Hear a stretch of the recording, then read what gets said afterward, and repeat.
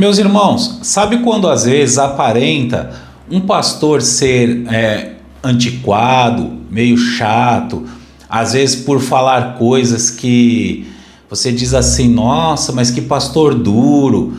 Na verdade, a função de um pastor é pregar a palavra de Deus e alertar as pessoas sobre o efeito que um pecado causa. Quais são as consequências de uma vida em pecado? Então, por muitas vezes, as pessoas elas têm a dizer assim, né? Nossa, mas que pastor chato, mas que pastor duro, né? Mas na verdade, a Bíblia Sagrada ela ensina que o pastor ele é um atalaia, né? Isso está lá em Ezequiel capítulo 33 e é do versículo 7 ao versículo 9.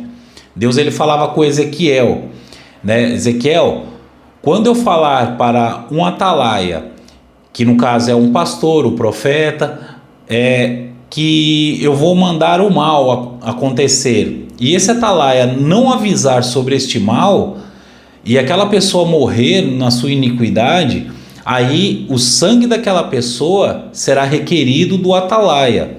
Então o atalaia, ou seja, que é o pregador, ele precisa falar a verdade para as pessoas e alertar elas a respeito do pecado e as consequências.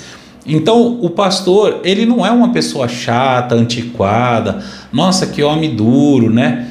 O pastor que ele ensina a pessoa a viver longe do pecado, longe da rebeldia contra Deus, esse é o homem que Deus instituiu. Deus ele falou, quando eu falar para você pregar isso, você vai pregar isso. E qual que é a mensagem que é pregada, que Deus se agrada? É aquela mensagem que afasta o homem do pecado.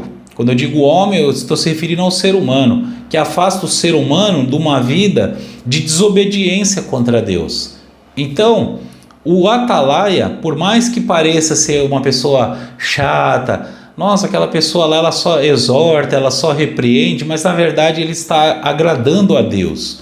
É claro que tem muitos pastores que sabem, eles têm eloquência para pregar o evangelho, eles conseguem advertir as pessoas do pecado e eles conseguem também não deixar um culto, ficar um culto tenso, né? Um culto um pouco pesado. Ele consegue pregar o evangelho, consegue repreender, exortar, mas com mansidão, com calma. Tem uns que tem uma diferença de uns para os outros.